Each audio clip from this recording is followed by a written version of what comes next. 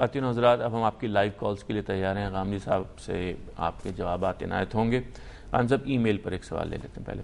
ایک رائے یہ ہے کہ سکھ مذہب ہندو مذہب کے مقابلے میں اسلام کے زیادہ قریب ہے، لیکن سکھوں نے تقسیم ہند کے موقع پر اپنے آپ کو ہندوؤں کے ساتھ بریکٹ کیا، کیا یہ صحیح ہے؟ اس معاملے میں ہمیں کیا رائے رکھنی چاہیے؟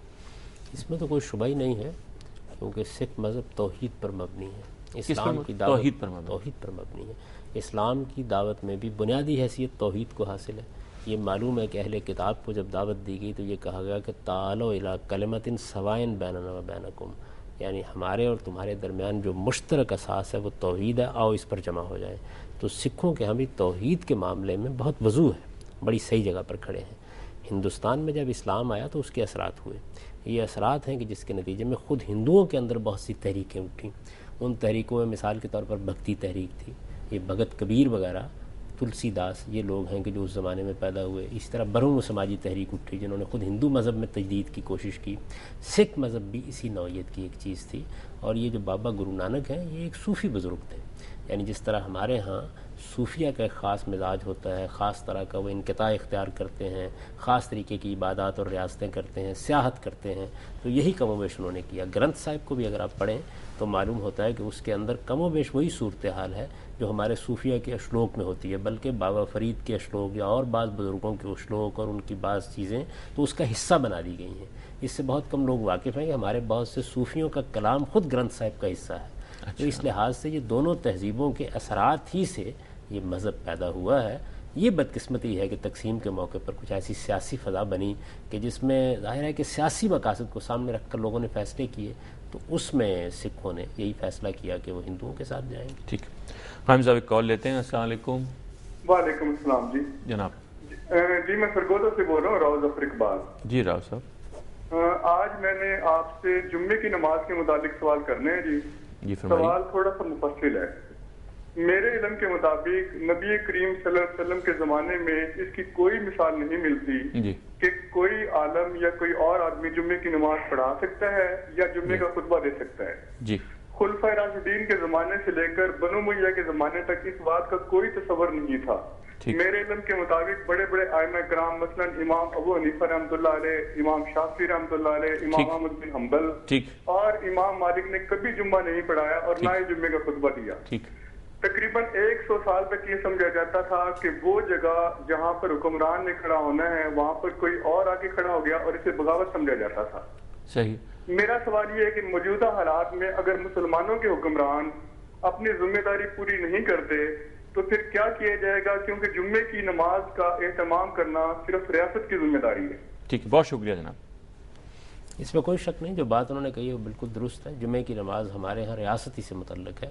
نبی صلی اللہ علیہ وسلم نے اس نماز کی ابتدا بھی اس وقت کی ہے جب آپ کے لیے ہجرت کی راہ کھل گئی ہے، تو وہاں لوگوں سے کہا گیا کہ اب اہتمام کرو، کیونکہ اب مسلمانوں کا ایک اجتماعی نظم وجود میں آ رہا ہے۔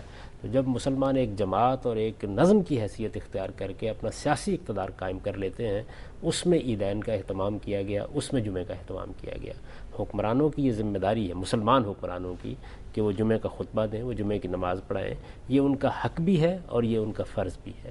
اور پہلے زمانے میں جس طرح کہ انہوں نے بیان کیا، خلفائے راشدین ہوں یا بنی امیہ کے حکمران ہوں، یہ خود مسجد میں آتے تھے، خود خطبہ دیتے تھے۔ اس زمانے میں فی الواقع اس کا کوئی تصور نہیں تھا کہ کوئی عالم جمعے کا خطبہ دے گا یا جمعے کی نماز پڑھائے گا۔ اب حکمرانوں نے خود مسجدوں کو چھوڑ دیا اور وہ اب آنے کے لیے تیار نہیں ہے۔ پہلے کچھ خطرات ان کو پیش آئے، مقصورے بنائے انہوں نے، وہاں آ کے نماز پڑھنے لگے، پھر آہستہ آہستہ انہوں نے اپنی طرف سے بعض لوگوں کا تقرر کرنا شروع کر دیا اور ان کو ذمہ داری دینا شروع کر دی۔ اب وہ آنے کے لیے بھی اس طریقے سے تیار نہیں ہوتے جیسے پہلے تھے، تو اس میں کیا کیا جائے، یہ سوال پیدا ہوا۔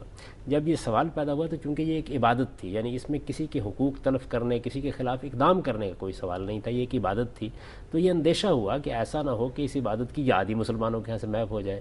تو مسلمان علماء نے پھر یہ اجتہاد کیا کہ جس طریقے سے اگر کسی جگہ پانی میسر نہ ہو تو آپ تیمم کر لیتے ہیں، بالکل اسی طریقے سے علماء کی قیادت میں جمعہ پڑھانے کا سلسلہ جاری رکھا جائے، عیدین کے اہتمام کا سلسلہ بھی جاری رکھا جائے، تاکہ ہمارے دین کی یہ ایک بڑی چیز جو ہماری اجتماعی زندگی سے متعلق ہے، یہ کہیں لوگوں کے لیے ایک فراموش شدہ چیز نہ بن جائے۔ تو یہ اصول پر لیکن یہ ضرور ہوا کہ اب جمعہ جس طرح پڑھایا جاتا ہے اس میں یہ جو اصل بات راؤ صاحب نے بیان کی یہ بھلا دی گئی، یہ ہمارے علماء بھی بیان نہیں کرتے، احساس ہی نہیں ہے، بلکہ اس وقت صورتحال یہ ہے کہ اگر حکومت اپنی اس ذمہ داری کو پورا کرنے کے لیے تیار ہو جائے تو مزاحمت ہوگی، صحیح بات، جبکہ اصل بات وہی ہے جو انہوں نے بیان کر دی۔ ٹھیک ہے جناب، السلام علیکم۔ السلام علیکم۔ وعلیکم السلام جناب۔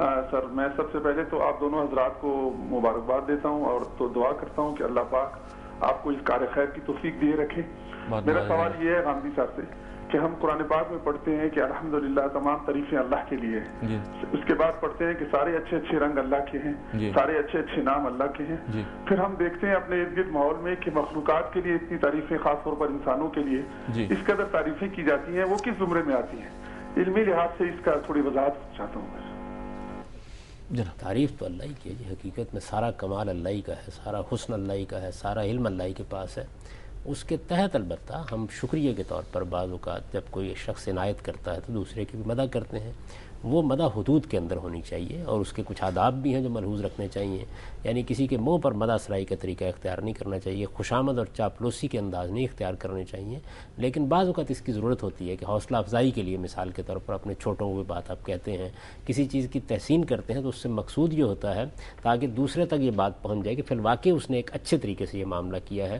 یہ اگر حدود قیود کے اندر ہو تو پھر اس کا جواز ہے، اصل تعریف اللہ کی ہے، اس میں کوئی شک نہیں۔ خواتین و حضرات، یہ پروگرام ابھی جاری ہے، ایک وقفے کی اجازت دیجیے، وقفے کے بعد باقی سوال۔